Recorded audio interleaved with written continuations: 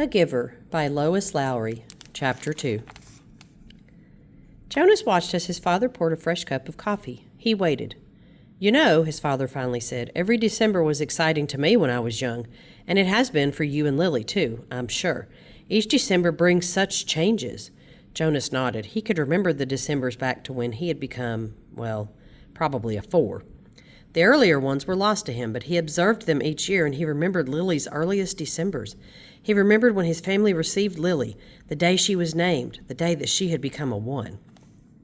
The ceremony for the 1s was always noisy and fun. Each December, all the new children born in the previous year turned 1. One at a time, there were always 50 in each year's group. If none had been released, they had been brought to the stage by the nurturers who had cared for them since birth. Some were already walking, wobbly on their unsteady legs. Others were no more than a few days old, wrapped in blankets, held by their nurturers. "I enjoy the naming," Jonas said. His mother agreed, smiling. "The year we got Lily, we knew, of course, that we'd receive our female because we'd made our application and had been approved, but I'd been wondering what her name would be." "I could have sneaked a look at the list prior to the ceremony," Father confided. "The committee always makes the list in advance, and it's right there in the office at the nurturing center. As a matter of fact," he went on, "I feel a little guilty about this, but I did go in this afternoon and look to see if this year's naming list had been made yet. It was right there in the office, and I looked up number 36. That's the little guy I've been concerned about, because it occurred to me that it might enhance his nurturing if I could call him by a name. Just privately, of course, when no one else is around."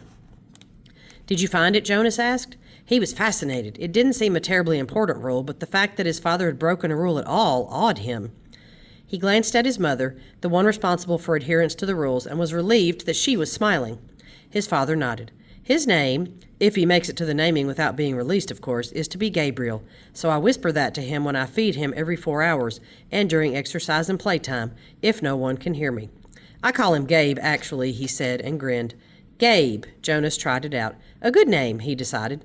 Though Jonas had only become a 5 the year that they acquired Lily and learned her name, he remembered the excitement, the conversations at home, wondering about her, how she would look, who she would be, how she would fit into their established family unit. He remembered climbing the steps to the stage with his parents, his father by his side that year instead of with the nurturers, since it was the year that he would be given a new child of his own.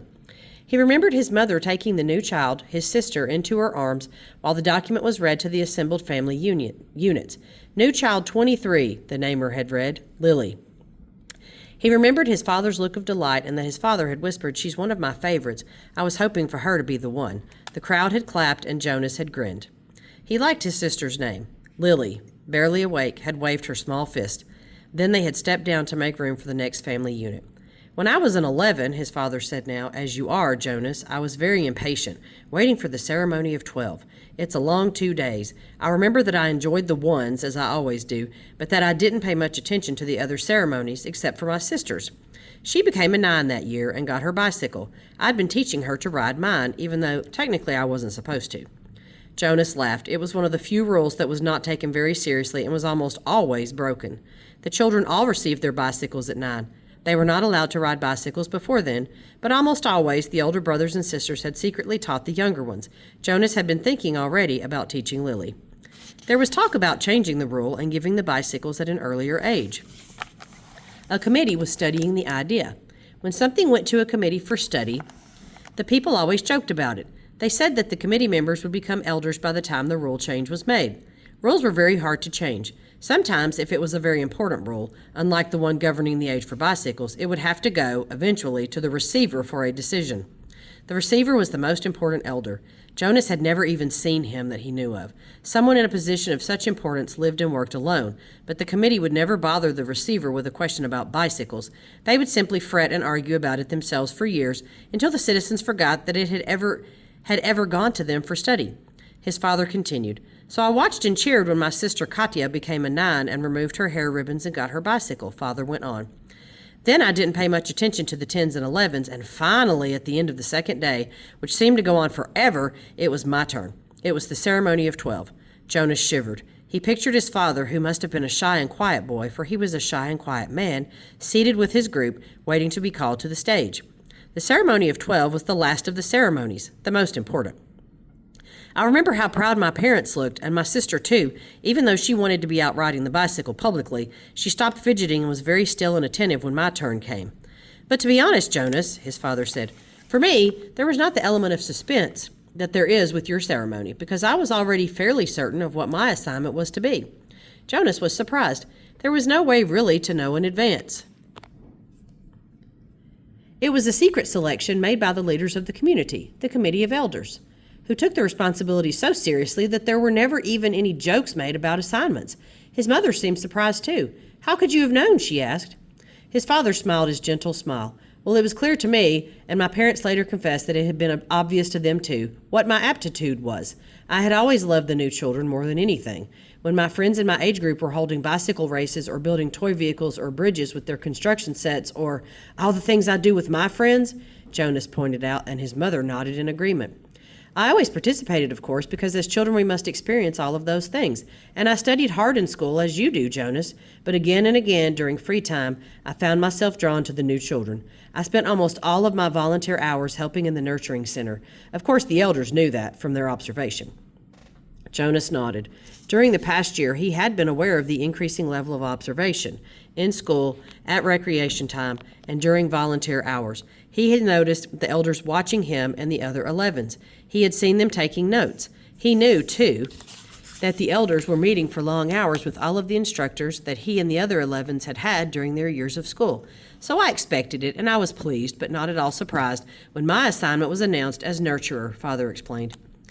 Did everyone applaud, even though they weren't surprised? Jonas asked. Oh, of course. They were happy for me. That my assignment was what I wanted most. I felt very fortunate. His father smiled. Were any of the 11s disappointed your year? Jonas asked. Unlike his father, he had no idea what his assignment would be. But he knew that some would disappoint him. Though he respected his father's work, nurturer would not be his wish, and he didn't envy laborers at all. His father thought, No, I don't think so. Of course, the elders are so careful in their observations and selections. I think it's probably the most important job in our community, his mother commented. My friend Yoshiko was surprised by her selection as doctor, Father said, but she was thrilled. And let's see, there was Andre. I remember that when we were boys, he never wanted to do physical things. He spent all the recreation time he could with his construction set, and his volunteer hours were always on building sites. The elders knew that, of course. Andre was given the assignment of engineer, and he was delighted. Andre later designed the bridge that crosses the river to the west of town, Jonas's mother said. It wasn't there when we were children. There are very rarely disappointments, Jonas. I don't think you need to worry about that, his father reassured him. And if there are, you know there's an appeal process. But they all laughed at that. An appeal went to a committee for study. I worry a little about Asher's assignment, Jonas confessed. Asher's such fun, but he doesn't really have any serious interest. He makes a game out of everything. His father chuckled. You know, he said, I remember when Asher was a new child at the nurturing center before he was named. He never cried. He giggled and laughed at everything. All of us on the staff enjoyed nurturing Asher. The elders know Asher, his mother said. They'll find exactly the right assignment for him. I don't think you need to worry about him. But, Jonas, let me warn you about something that may not have occurred to you. I know I didn't think about it until after my ceremony of 12. What's that? Well, it's the last of the ceremonies, as you know. After 12, age isn't important. Most of us even lose track of how old we are as time passes, though the information is in the Hall of Open Records, and we could go and look it up if we wanted to. What's important is the preparation for adult life and the training you'll receive in your assignment. I know that, Jonas said. Everyone knows that. But it means, his mother went on, that you'll move into a new group, and each of your friends will. You'll no longer be spending your time with your group of 11s. After the ceremony of 12, you'll be with your assignment group, with those in training. No more volunteer hours, no more recreation hours, so your friends will no longer be as close. Jonas shook his head. Asher and I will always be friends, he said firmly, and there will still be school. That's true, his father agreed, but what your mother said is true as well. There will be changes. Good changes, though, his mother pointed out. After my ceremony of 12, I missed my childhood recreation, but when I entered my training for law and justice, I found myself with people who shared my interests. I made friends on a new level, friends of all ages. Did you still play at all after 12, Jonas asked. Occasionally, his mother replied, but it didn't seem as important to me. I did, his father said, laughing. I still do. Every day at the nurturing center, I play bounce on the knee and peekaboo and hug the teddy. He reached over and stroked Jonas's neatly trimmed hair. Fun doesn't end when you become 12. Lily appeared wearing her nightclothes in the doorway. She gave an impatient sigh. This is certainly a very long private conversation, she said, and there are certain people waiting for their comfort object. "Lily," her mother said fondly, "you're very close to being an 8, and when you're an 8, your comfort object will be taken away. It will be recycled to the younger children. You should be starting to go off to sleep without it." But her father had already gone to the shelf and taken down the stuffed elephant which was kept there. Many of the comfort objects, like Lily's, were soft, stuffed, imaginary creatures. Jonas's had been called a bear. "Here you are, Lily Billy," he said. "I'll come help you remove your hair ribbons." Jonas and his mother rolled their eyes, yet they watched affectionately as Lily and her father headed to her sleeping room with the stuffed elephant that had been given to her as her comfort object when she was born. His mother moved to her big desk and opened her briefcase. Her work never seemed to end, even when she was at home in the evening. Jonas went to his own desk and began to sort through his school papers for the evening's assignment, but his mind was still on December and the coming ceremony. Though he had been reassured by the talk with his parents, he hadn't the slightest idea what assignment the elders would be selecting for his future, or how he might feel about it when the day came.